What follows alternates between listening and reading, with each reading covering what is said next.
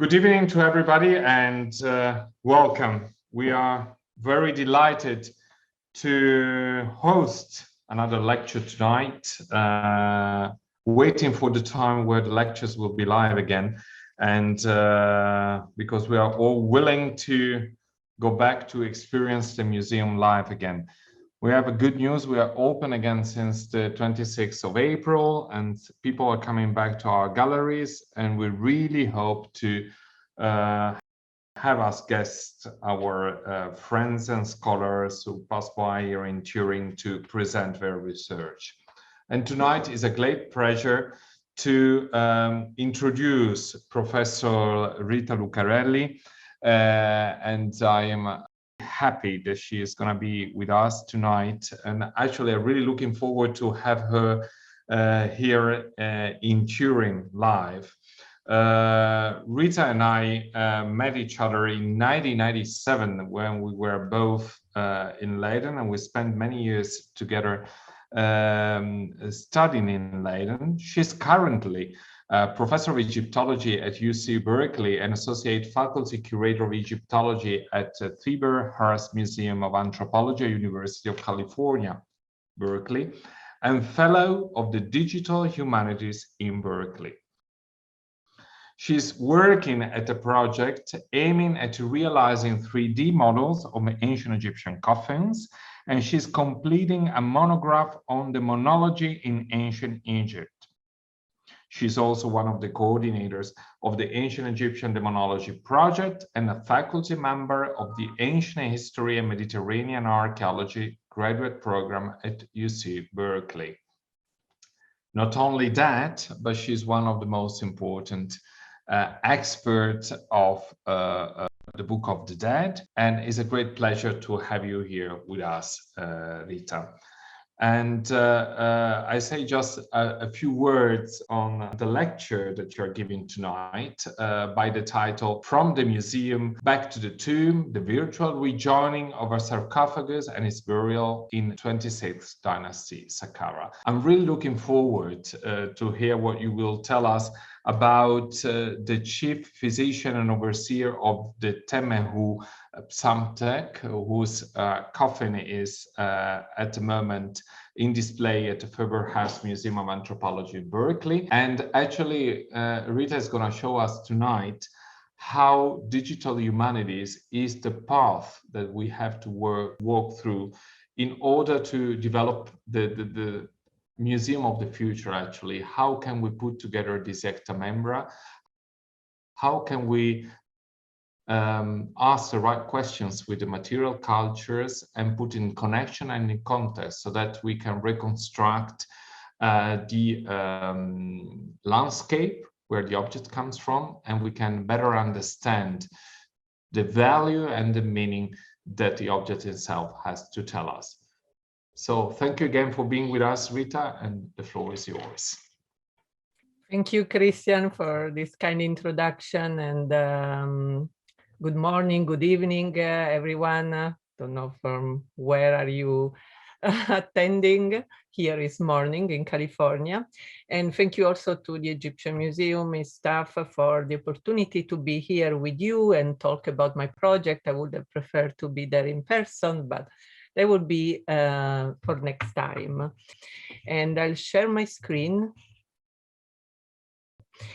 And so what is generally called the digital revolution is a full explosion of information technology, which has started in the 50s, has been since then reshaping the world, its economics and society. It is also thanks to this digital revolution that the application of digital technologies to the study and preservation of cultural heritage has been progressing very quickly. In particular, the digitization of artifacts through 3D visualizations and the advancement of software for photogrammetry have provided new tools and inspired new approaches for the study of different categories of artifacts and their contextualization within a museum environment. Therefore, today, the use of 3D techniques is currently widespread in Egyptology. Three-dimensional models of artifacts of various shape and dimension are increasingly populating the websites of museums that host ancient Egyptian collection. Sketchfab, a popular 3D viewer online, is populated by pages built by Egyptologists like my colleague David Anderson's, with the aim of sharing 3D visualizations of the ancient Egyptian cultural heritage, from statues, stelas, coffins, to monuments, buildings, and archaeological settlements. And actually, I found out that many of the objects of the Egyptian Museum can be found on Sketchfab too, like, for instance, the stela, this beautiful stela. And the museum, the Egyptian Museum in Turin has incredible projects presently active and employing 3D technology, such as the Back to the Future, beautiful project in collaboration with the Polytechnic of Turin, producing 3D models of the so-called maquettes, the temple models. I really love those. And as well as the popular exhibition of Archeologia Invisibile, invisible archaeology, illustrating how digital techniques help the Egyptologists in the processing and study of information, data, and knowledge on the archaeological findings, and realizing the incredible high-resolution 3D model of the anthropoid coffin of the scribe Buteamon. The popularity of the 3D visualizations of artifacts in particular is due to the peculiar way in which 3D models allow every single object to come to life by letting the viewer to flip it around and observe it in its entirety within a space dimension that can be reconstructed and scaled as well, similar to the objects represented, and we'll see many examples of that. Similarly, building 3D visualization of monuments and archaeological sites allow a recontextualization of each of them in a larger landscape and environment, providing a full engagement of the viewer into space. And I invite you all to check the online open access new monograph of my colleague Ellen Sullivan from UC Santa Cruz. It's called Constructing the Sacred, and it has a complete visualization, interactive text with an interactive text of the necropolis of Saqqara.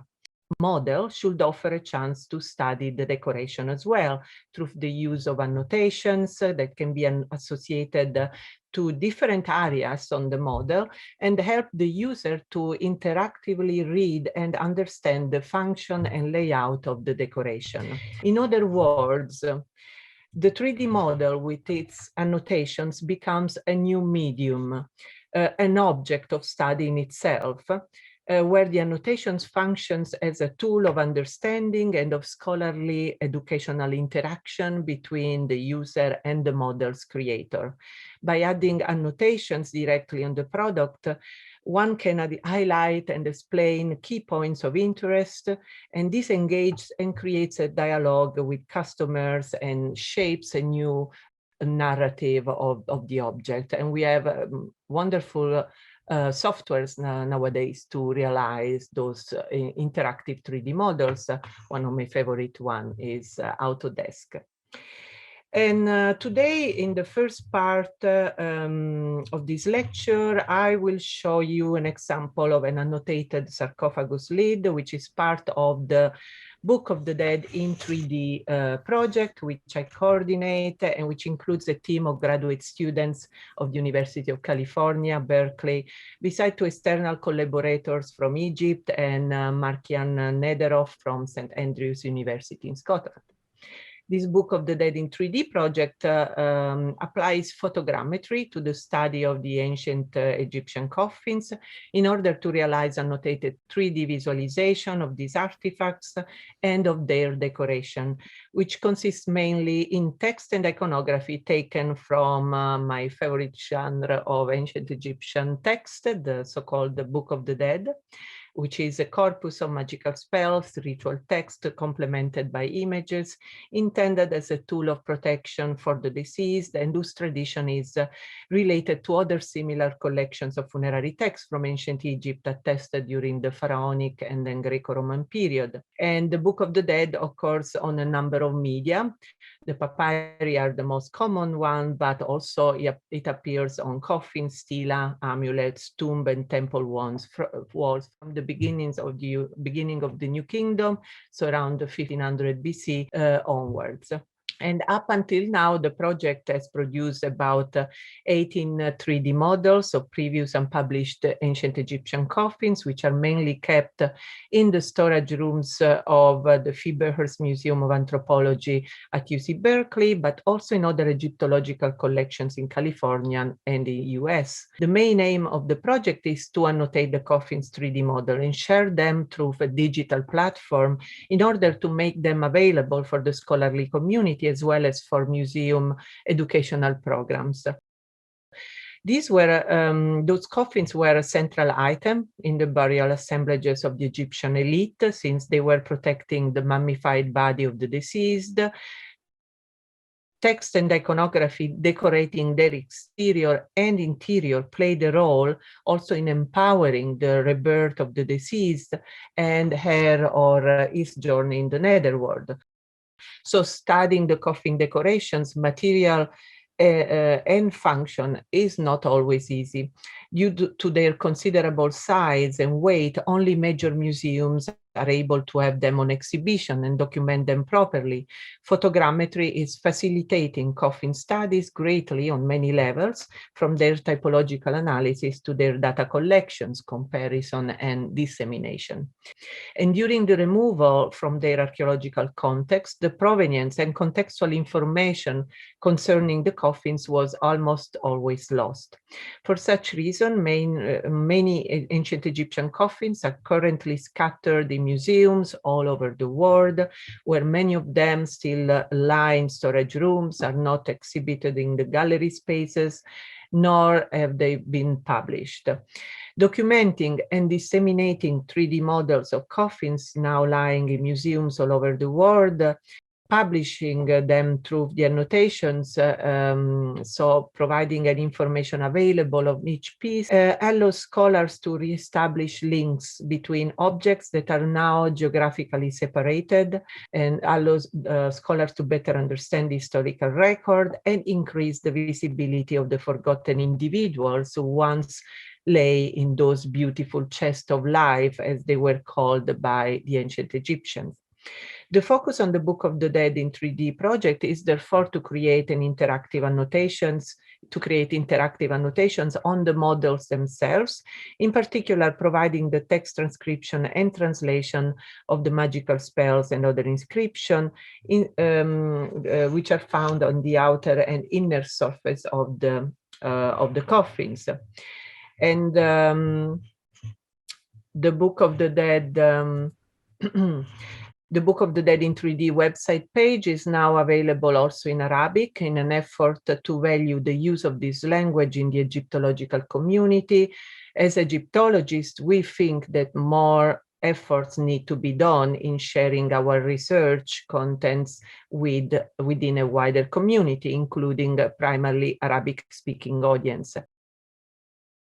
And this has been and still is a learning experience for our student team members, whom I wish to thank also to help in this effort to translate the website also in Arabic, especially the members of the team from Egypt, and you can see their name on screen. So please check our new Arabic page, and we will be glad to receive any feedback to improve it, and it's still a work to be continued.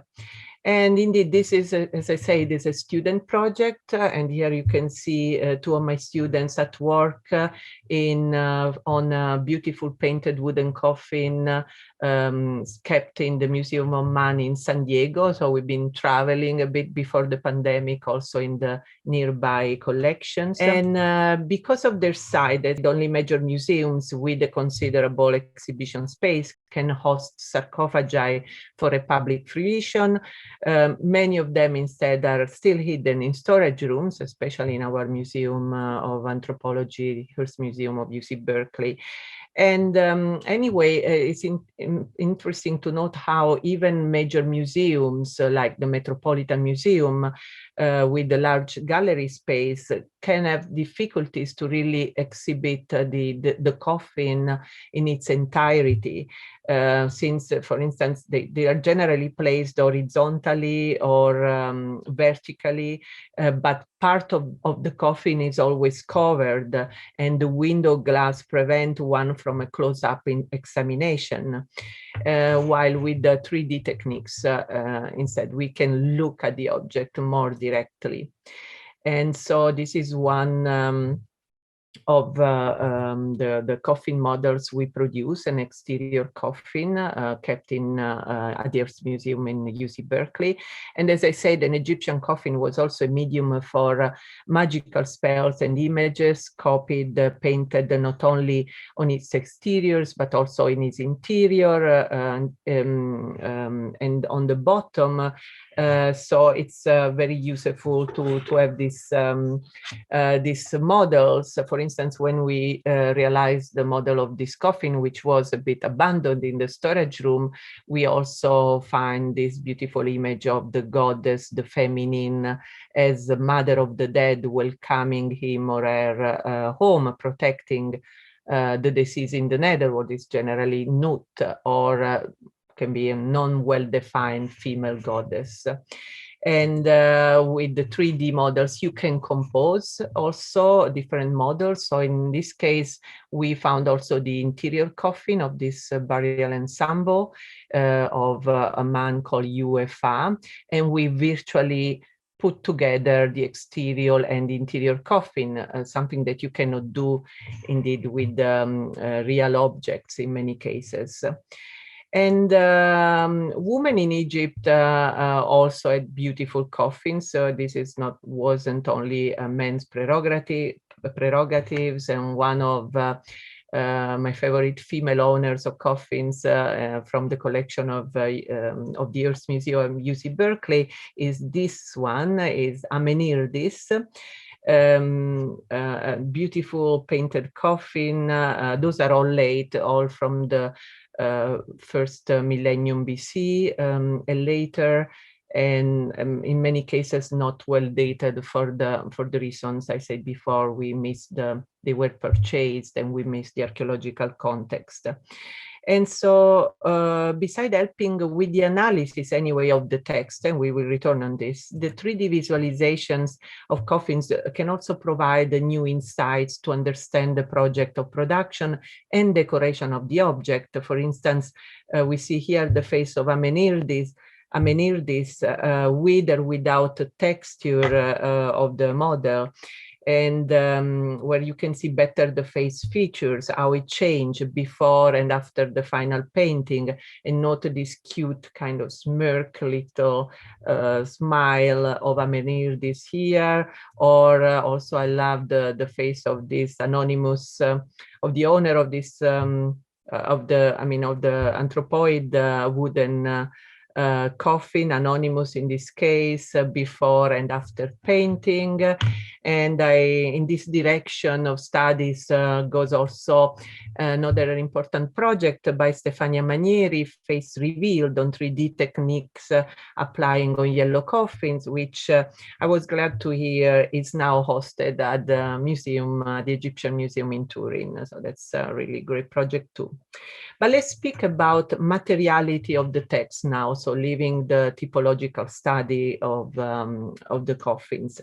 Obviously, the Book of the Dead, which is very often copied on coffins, as I said, is a set of documents then copied on artifacts containing text and vignette, and is a visual phenomenon.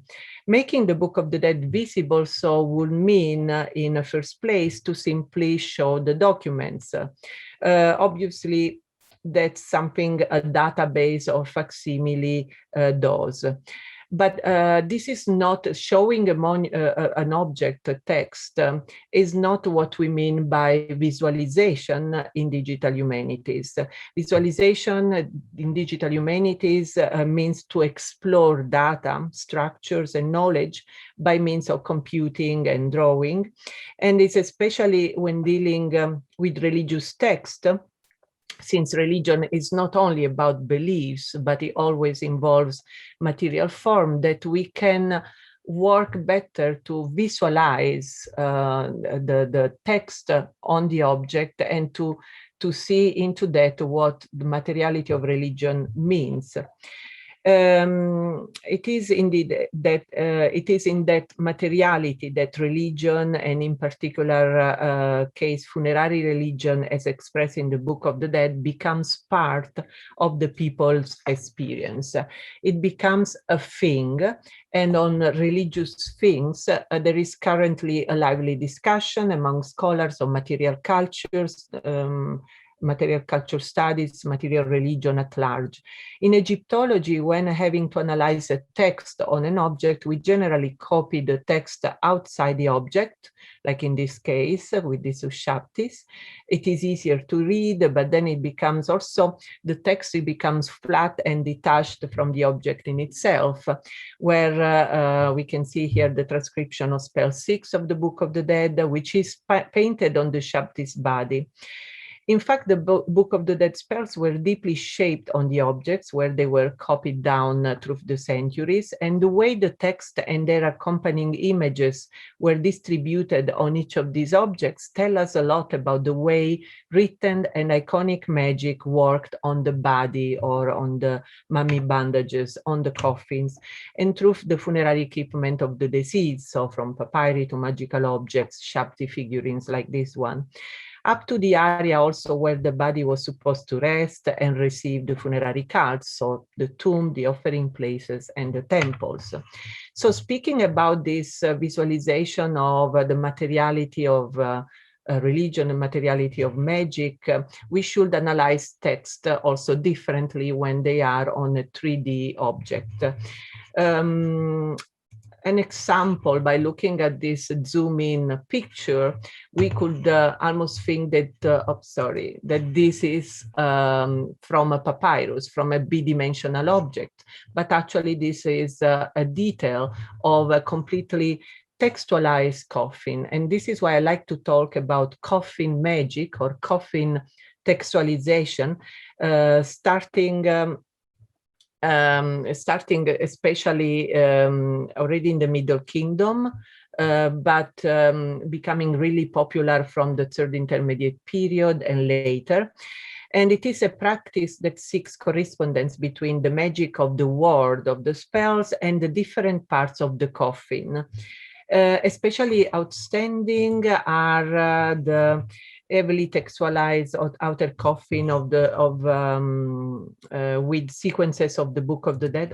I think it's still this slide, with often a preference for text divisible in passages of equal length, so that they could really be embedding on the surface. So how to study this text? By using digital humanities tools and methodologies such as 3D visualization and mapping the text on the object, we can build those platforms where to analyze those texts. And so look at the materiality of the text. And what we use for this project is Agisoft Metashape, previously called Photoscan, that group together the photos of each coffin or sarcophagus and then create the model. So actually the software does the whole job, and what is required is just to have really high quality, good photos for that. And we realize different model with Metashape. And this is another beautiful coffin that has been for ages kind of abandoned in our storage rooms, because the Hearst Museum of UC Berkeley does not have an extended gallery space. And because of doing the photogrammetry on the coffin, we could turn it, flip it around, and also look at the beautiful decoration also of the back of this coffin. All those models are now also on the Sketchfab page of the project, and actually still the PDF of the 3D model can be downloaded from our website. And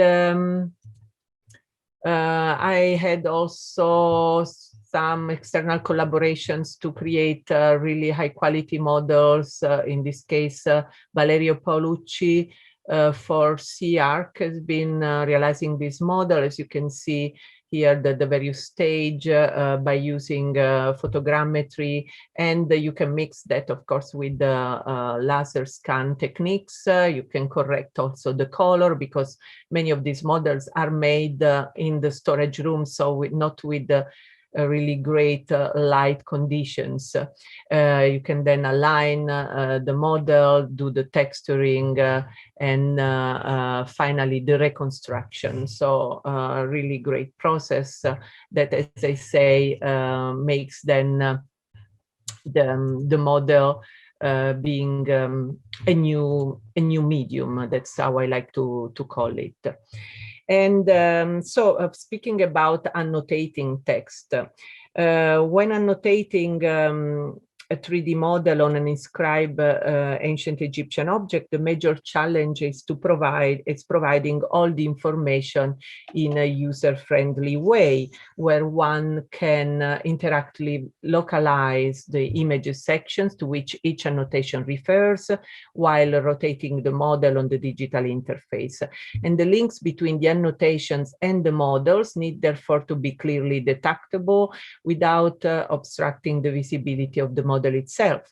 When inscriptions are present and their translation and transcription need to be visualized through interactive annotations, the latter become part of the whole narrative on the model.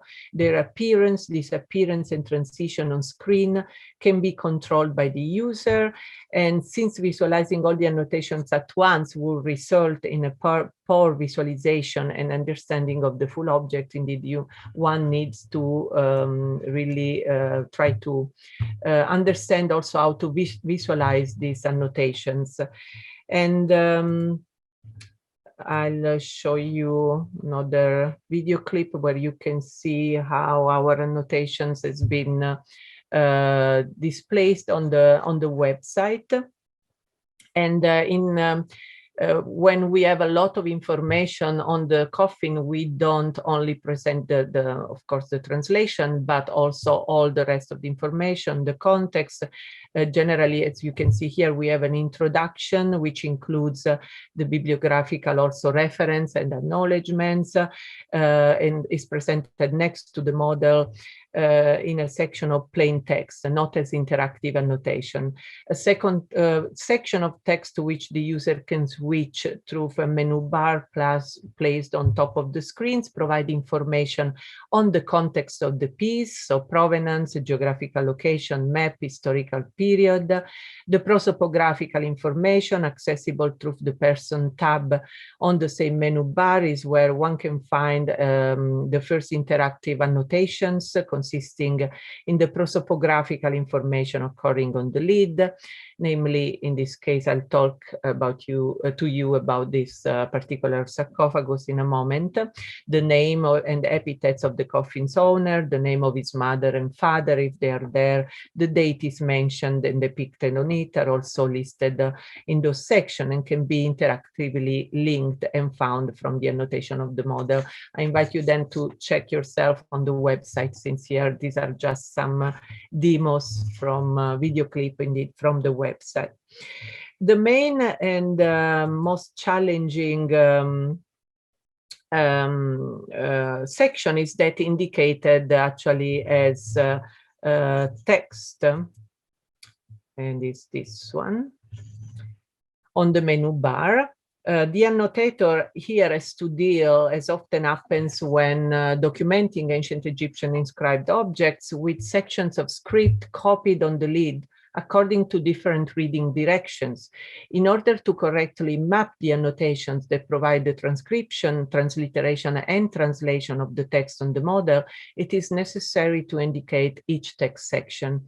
In the case of the sarcophagus of Psamtek, one can label the different textual sections according to their position on the lid, namely front, right, side, left side, bottom right, and so on. Such a terminology indicating the spaces related to the annotations is highly variable according to the object, and it reflects the terminology also used to describe a cultural heritage artifact in a printed publication, which in the case of coffins could be a museum catalog or a typological study. So I think it's really important to make sure that those online annotations also reflect the same terminology in the books. For instance, I use a lot the coffin studies of René van Walsem, Christian knows very well, also Arco Willems, providing excellent resources for the ancient Egyptian coffin related terminology. And it is also possible to add a varying number of references within each annotation. In the case of Psamtek's text, for instance, the type of spells, if known, are indicated as well. So not only Book of the Dead, but also pyramid text.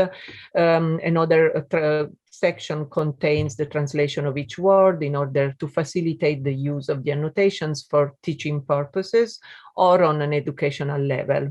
And so one can also look just a single word, not only to the text. So these annotations have mainly an educational purpose, and I use them a lot also when teaching courses on ancient Egyptians. The students really love to study the text from the annotations.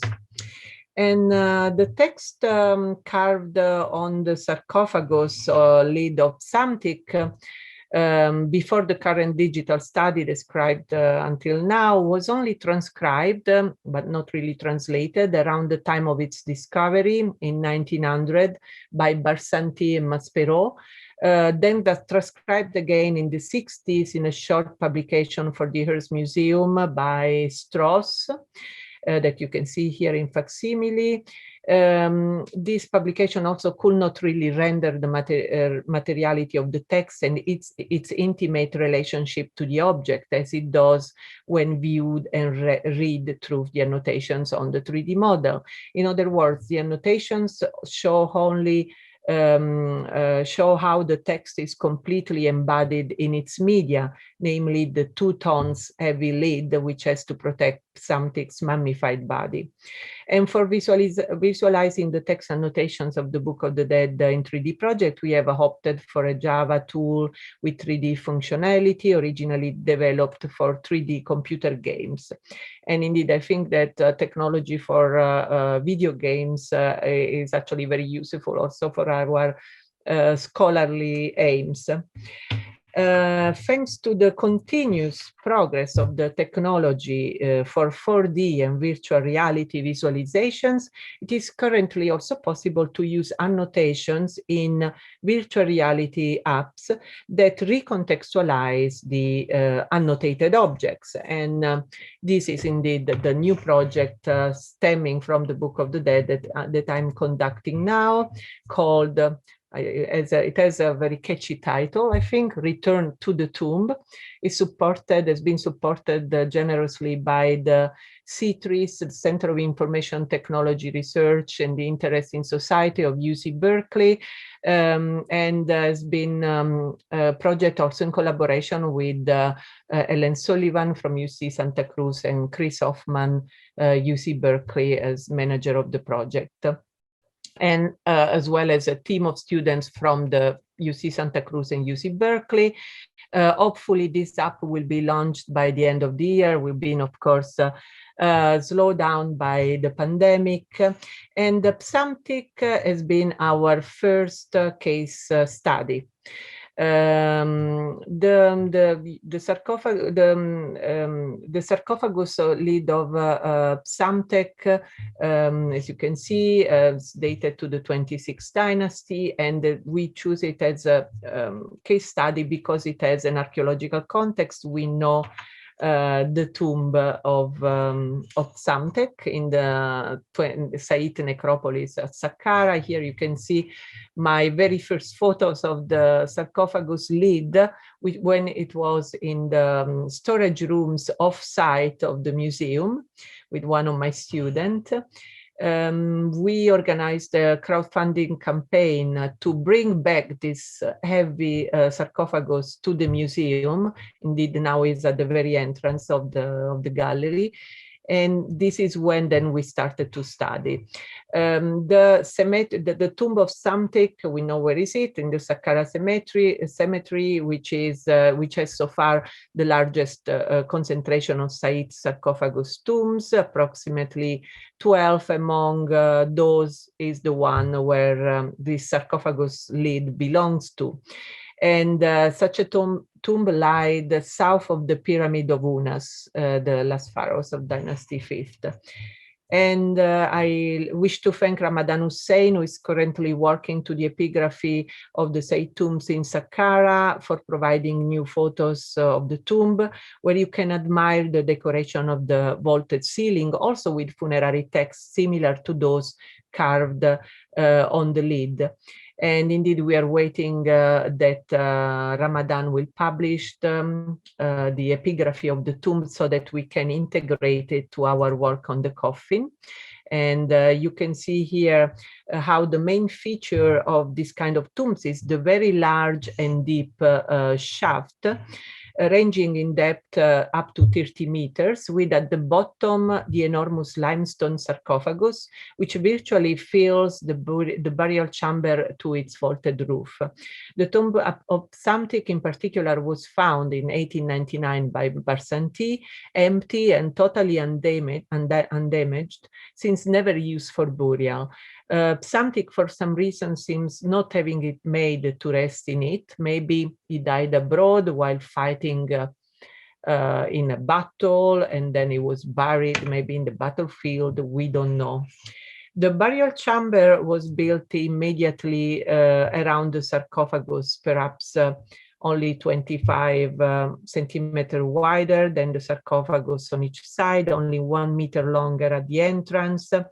And so it is really hard to find good photos of the tomb since there's no really room to take the photos. And there is also a smaller room where a female mummy, 4 canopic vases were found, and one of these is kept in Cairo. And we do not know what happened to such a mummy. It's difficult also to reconstruct this smaller room since we have no photo. The lady buried in the tomb with Psamtek was named Sechairet Binet, which means destroy the evil eye. I really love this name for a woman, and it's actually a pretty common name during the Said and Ptolemaic periods. And we found also some amulets, so this must be a relative of Psamtek.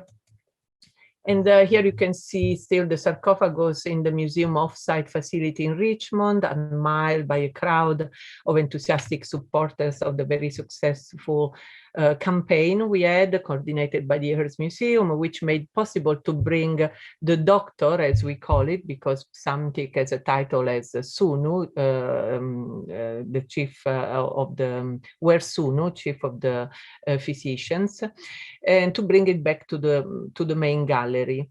And I loved also this little flyer, this little article I found at the museum entitled, from the 60s, entitled "The Mummy That Never Arrived," which seems announcing a sort of adventure in the style of The Night in the Museum, Scooby-Doo movies. It was because indeed only the lead arrived and there was no mummy. And in April 2018, the doctor was moved from the storage space in Richmond to Berkeley, and now laid at the entrance of the museum. This is where the gallery was still empty, because we also refreshed the old galleries, restored the old galleries. So before showing to you how we reconstruct the tomb of the sarcophagus lid, bringing back the sarcophagus lid to the tomb, let's look again to the text, what it says. It is all about Psamtek and the gods who have to grant protection to him in the afterlife. And indeed, that's what funerary spells were about. And those lucky people of the elite who, like Psamtek, had the possibility to have them carved on their chest of life, the coffins, they could indeed benefit of this kind of text. You can probably here recognize Anubis, Raurakti on the left, and then on the left corner, Isis and Nephthys upside down. And you can see here also preliminary translation of the text on the protection of the gods for Psamtek. And so going back to our project, Return to the Tomb, our goal was contextualizing the sarcophagus of Psamtek at Saqqara. So making explorations at multiple scales possible, starting from a visualization of the landscape, going through the visualization of the tomb, and finally include the sarcophagus within this visualization, all that to be experienced with the VR app, so with the headset, and we use for that the Vive Cosmos headset. While there are significant challenges to creating scholarly 3D landscape reconstructions of ancient places, I believe that the benefit of creating this visualization outweighed those challenges. In the context of the study and presentation of funerary objects like the sarcophagus of Psamtek, I see a number of great advantages, though, integrating objects back in their ancient context. And so we work on these points together with Ellen Sullivan, embedding the object in a historical place and time, signals that the object was one part of a complex series of funerary practices that we have to somehow reconstruct, reimagine details of the original placement of the object, not apparent to the museum visitors unless you create a narrative about that. And so here you see just a demo of the app once you have the headset, but we would like now to have the app also available just on tablet also or smartphone without the need of a headset, which is a bit more challenging. So you can enter into the necropolis. What we miss still here is the texture and more color, let's say, to the landscape. We are working on it, but I'll tell you later how we believe that it's better not to reconstruct too much. And so you can see here how before entering the tomb, the user of the VR app can actually walk around the necropolis and try to see exactly where the tomb is found. And there is a voice in the background also explaining exactly where you are, at which period, what you have to expect to find. And I'll show you the next video, a couple of minutes video with the audio, and my colleague Ellen Sullivan speaking and creating the narrative for the app.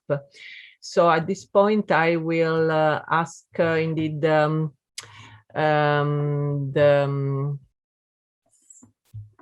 staff of this Zoom call if can kindly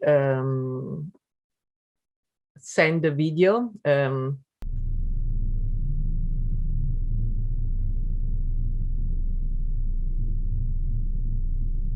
Click on the hieroglyphs to view their translation.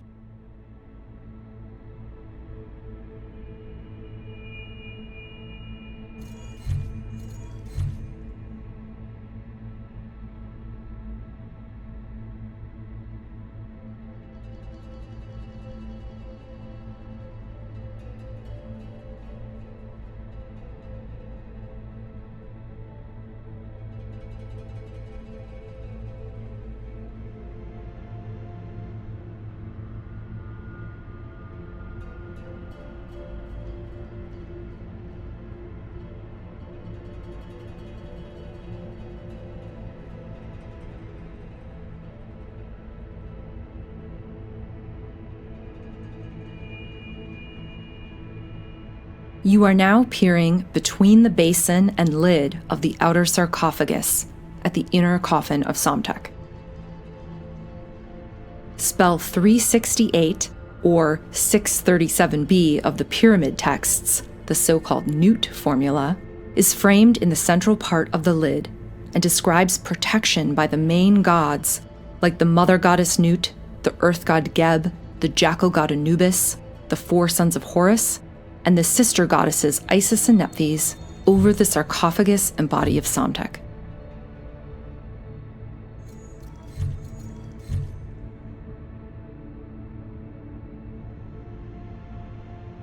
Both the walls of the burial chambers and stone sarcophagi of Sayite shaft tombs could be decorated with ancient magical spells, copied from the royal pyramids, in order to replicate the ancient magic and divine protection of the king for the elite official's own journey in the netherworld.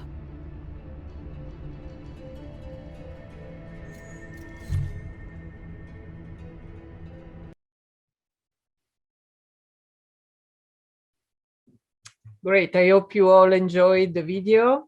And so you saw the entrance in the tomb and how you can visualize then the sarcophagus. Again, the tomb of Psamtek is located immediately south of the ruined 5th dynasty tomb of King Unas, and is one of a number of dynasty 26 shaft tombs encroaching into the area of the now ancient King's Pyramid. Therefore, we had to reconstruct a visualization of Saqqara exactly in that period when the Pyramid of Unas was very probably already top down. I don't know if you noted that. And we are using modern images of the tomb as well as the Barsanti descriptions, so the old descriptions, excavation report, to try and model simple reconstructions that take into account the different types of stones and materials of the original space. And we realized that through Blender, especially Savannah Dawson from UC Santa Cruz worked at the reconstruction of the tomb. You can see here some screenshot of when we started to reconstruct the tomb towards through the software called Unity. People who work with the VR are familiar with that because it's one of the most used. So you can see here some screenshots of the first reconstruction. What we miss still is now the texture for the wall decorations, the wall text, and so we have to wait for Ramadan Hussein to publish those texts, and then we can integrate them in our app. You can see here another video. Welcome to the ancient Saqqara necropolis. Where okay, this is actually the same video I think you just saw. Oh, that, yeah, that's I wanted to show you how you visualize the here the just the Sarcophagus text. So those 3D annotations that we realized first in the website, we had to transport them now in the VR app, and that was very complicated, and I really have to thank my students who did a great job by integrating different software. So 3D annotation softwares then within Unity, the VR software. And as you can see, I think what we came with is great just to read the translation on the text so that the user can click on the sarcophagus and read the spells.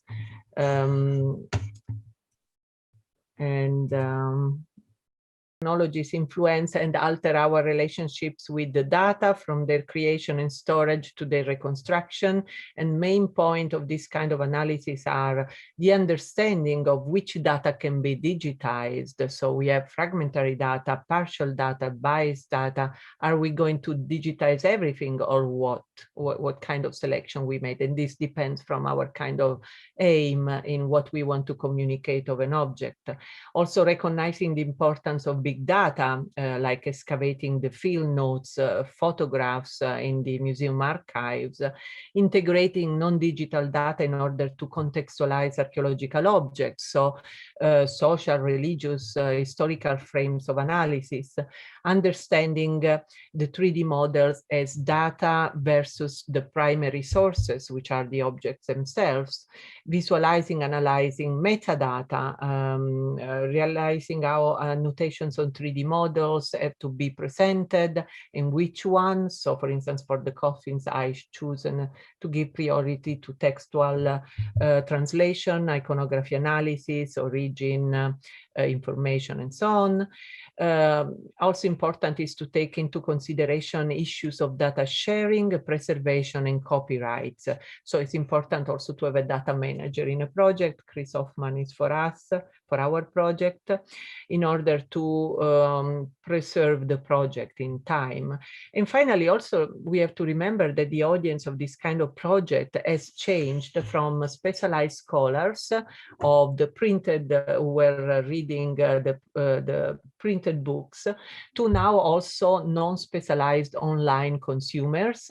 So digital archaeology, I would say in this sense, has brought to a democratization of the discipline, which means also that we have to abandon some specialized terminology when we present those 3D models to make sure that a wider audience can understand our product. And so it is important, I think, to think critically about how knowledge in the 21st century is transformed into information through those digital techniques. And the use of 3D, 4D, and VR in Egyptology makes it possible to better see also the ritual connections between sacred spaces such as necropolis, the tomb, the burial chamber. But however, how truthful are our reconstructions of this sacred context? Can we consider these visualizations as reconstruction of a real past, or shall we consider them as a potential past? And this is a definition, potential past, given for the first time by a digital archaeologist, Italian digital archaeologist working at the University of Duke in North Carolina, Maurizio Forte. In virtual reality and augmented reality reconstructions, we can add the human experience. In the reconstruction of Giza, in the project of Peter Dermanueliam in Harvard, they've been able to add the performance of the opening of the mouth ritual. One can go further, recreate the sounds, the activities taking place in a tomb as well. For instance, as we see in video games like Assassin's Creed's Origin. Adding this animation is certainly very entertaining as a pedagogical aim as well, but it is challenging from the scholarly point of view, since it implies the risk that we change the reality in order to create a good animation and immersive experience. The tomb of Psamtek wasn't made to go inside of it or fly around on its sarcophagus, unless you are the spirit of the dead buried there. And it wasn't made to be visited while we are struggling to make them possible, in a way, changing the original function of this monument and its cultural environment. Therefore, I think we need to be careful with making sure in our reconstructions that users understand the borders and limits between what was happening in the tomb 3 millennia before, what was its true function and meaning, and what instead we are making possible to happen once we wear the virtual reality headset. And so, quoting an article by Gilling on the use and perception of VR, virtual reality, I think we should distinguish the real, the virtually real, and the hyper-real. And with this, I thank you for your attention. Grazie. And please visit us on our website, but we are also on Facebook and Sketchfab, probably soon also on Instagram. Thank you.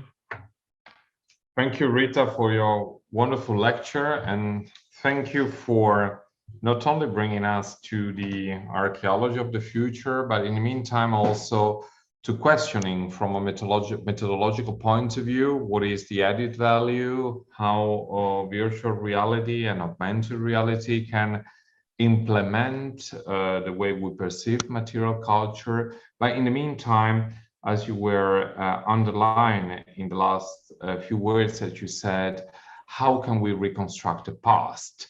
And I would like to ask you something about that. You probably have seen the wonderful book recently published by Miguel John Feslau's Beyond Egyptomania, where, well, the first chapter by John Assman is about well, the past, the reconstruction of the history, but also the reconstruction of memory. And don't you think, or what is your idea concerning the fact that, as you question yourself, or what is the past that we try to reconstruct? And well, does ancient Egypt exist in the way we teach it even, and we study it even, or is it an Egyptological past? How do you think that digital means and digital humanities can help us to reconstruct the context? I try to specify what I mean to say. Don't you think, though, that we have a huge methodological means now to show how we can reconstruct different kind of Egypts, and maybe none of them is real, but some of them, they can belong to different tradition, and they can be justified somehow. So we have the chance, you know, in the physical museum, for instance, we are so fixed because you choose for a label and for a narrative, and that's what it is. But now maybe you have an extra chance. Yes, thank you, Christian. That's really interesting issues to discuss. And I've been thinking a lot about what kind of reconstructions are we providing, and especially what is our ethical responsibility as scholars to share and disseminate our reconstructions. And I had to think to the difference with reconstructions in the past, like facsimile or just drawings of monuments. And it's really interesting to think that, for instance, we have a lot of older book of Egyptologists, of even the first drawings of travelers in Egypt that copied down monuments, and those facsimiles are actually not exactly the copy of the original. So they are really interpretations of the original.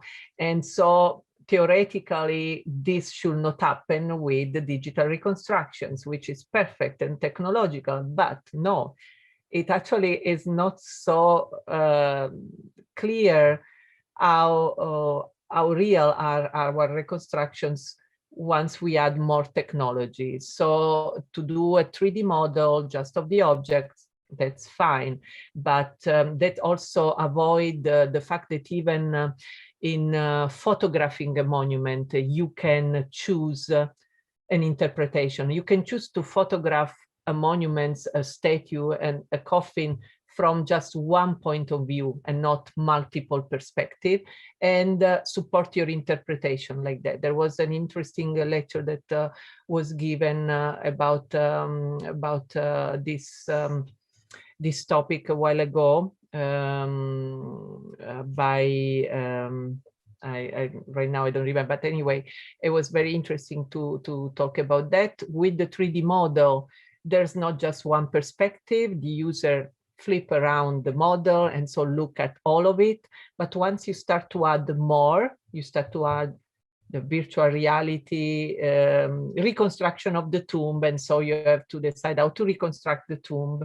And then, as I say, the augmented reality, then again, it's all about our interpretations. And that's why my personal choice is not trying to reconstruct too much. It's better having some element missing if we are not sure of how that element was in the real historical context, than not adding layers of information which actually are our interpretation. I hope this answers a bit. Yes, it does. It does. It's a huge topic. I mean, we could be discussing here for hours because, but it's fascinating. And it's fascinating that, as you said, at a certain point, we need also to create, like you did with your student, interdisciplinary teams, because, of course, we need Egyptologists, we need computer specialists, we need archaeologists, we need historians, we need even philosophers to question from a methodological point of view how to structure the research and the way you publish and you convey then the results to the public. I just have a look if there are questions, and yes, there are, and I would like to ask you what we receive from the public. What are your thoughts about integrating photogrammetry data with traditional modeling techniques when it's not possible to have the complete scan of the coffin? Is the data still considered as scientifically accurate?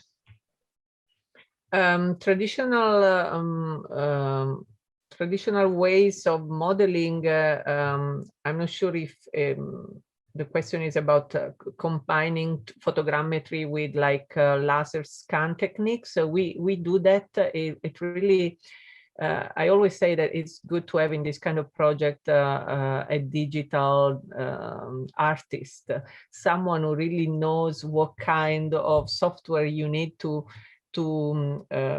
reconstruct the model at its best. And in some cases, I could see that photogrammetry alone wasn't enough, and you have to combine that with other methods. I believe, as I said at the end of the conference, that we need to integrate non-digital data. And it is important so that the 3D model is not just reconstructed on the basis of the photos that we have, but by annotating it and reconstructing the context, we definitely have to integrate all the information data, metadata that we have. So also other methods are welcome. Of course, it really depends, I think, from one case to the other, what kind of objects you have, what kind of material. If you're working instead on an extended site reconstruction, things change as well. With monuments, of course, the techniques are different. And then photogrammetry is mostly used for objects which are like coffins, that works fine, but laser scan for the monuments or for smaller objects is a preferable technique. So yeah, it really depends on the kind of object.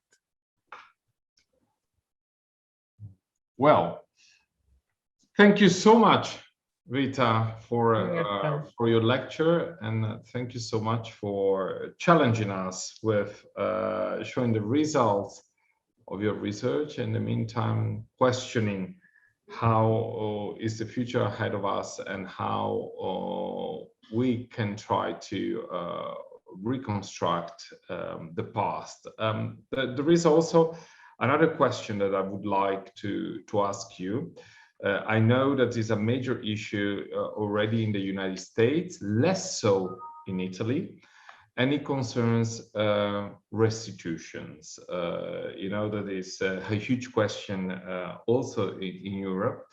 Do you think that, or let me phrase the question differently.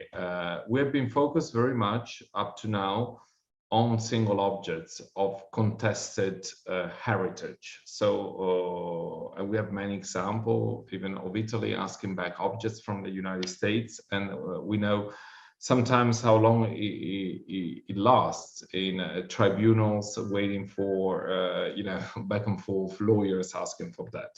Do you think the digital humanities, and as you said very carefully, sharing the knowledge, can help sharing the titularity and the ownership of cultural heritage in the near future?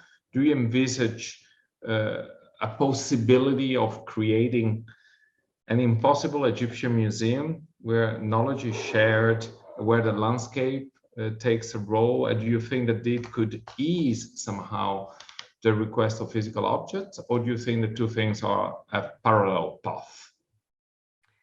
Definitely, I think that such global museum would really be something wonderful for the international community, for the recognition of different heritage provenance of monuments and objects. And we can already do that thanks to the advent of artificial intelligence. And we know, Christian, that Ellen Wilbrink is working with their Clio platform to something like that. It is still hard to, unfortunately, have larger collaborations between national Egyptologists, since in many cases questions of copyrights and release of data is also connected to specific politics of states and museums. And the question is very complicated, also because it has to deal with the will anyway to get the stolen heritage back. This is not only happening with Egypt, but with many African countries. For instance, we know that France lately has been giving back important works of African art. And honestly, I think that when it is possible to give back, we should really do it. This is the first step towards the very much discussed decolonization of the world, of the academia, of the disciplines, of the museums. So this needs to be done, but I think the two things can go together, can go in parallel. Of course, it's impossible to give everything back because we got a lot of heritage that comes from other spaces, from other sacred area.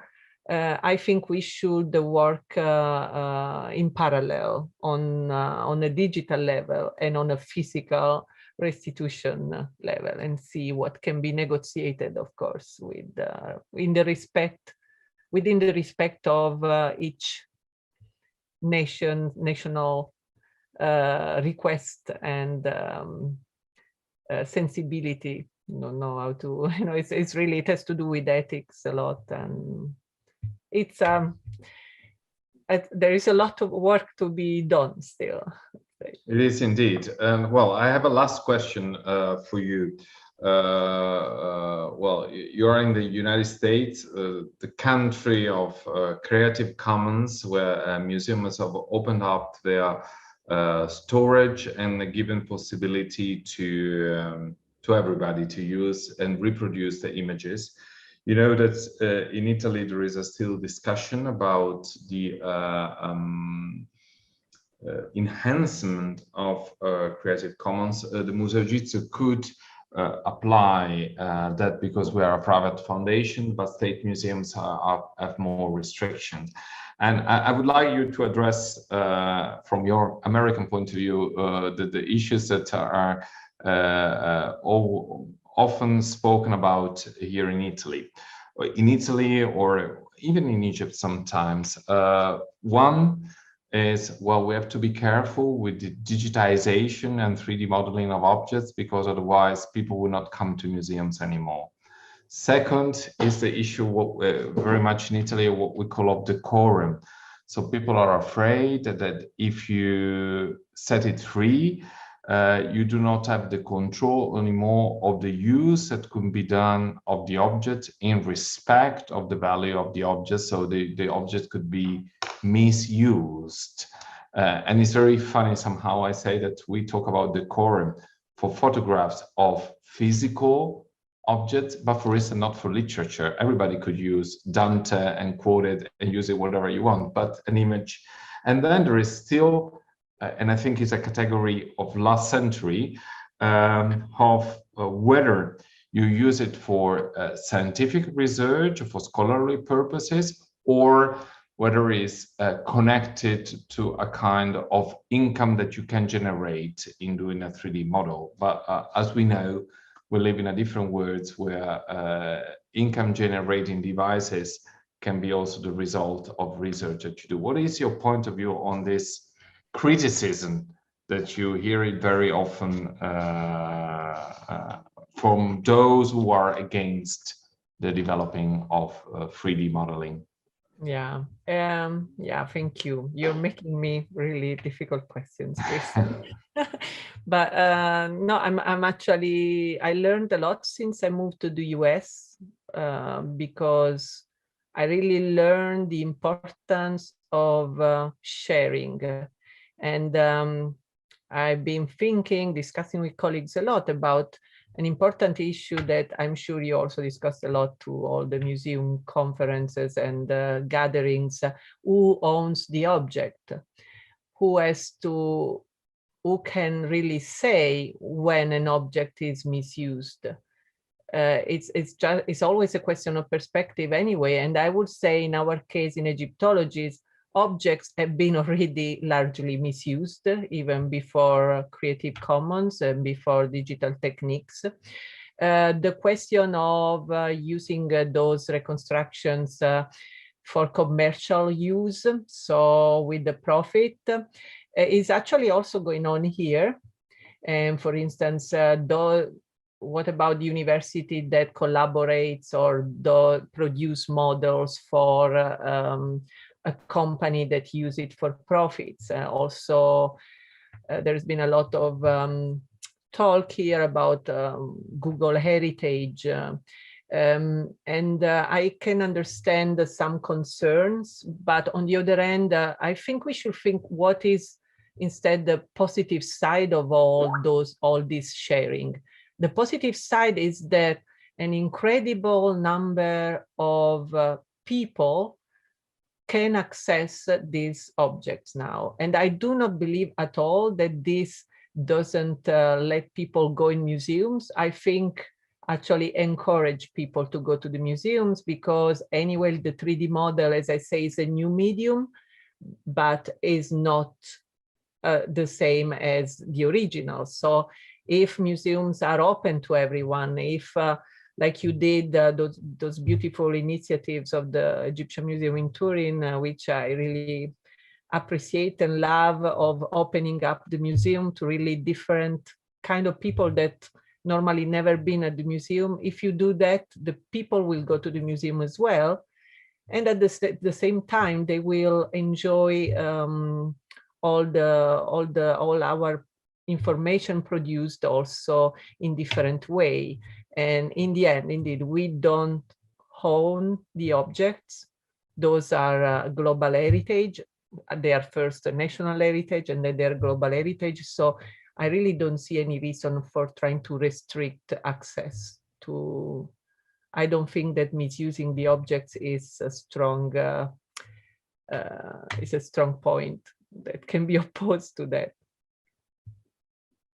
I agree completely, and I think it's also a challenge to science and to scholarly research. I mean, we have, as you said many times, we have to have a stronger voice and to come out with the results of research and recreated connections. And so, if somebody misuse the objects, well, scholarly research has the right and the duty to come out with right information to reach out as much as possible.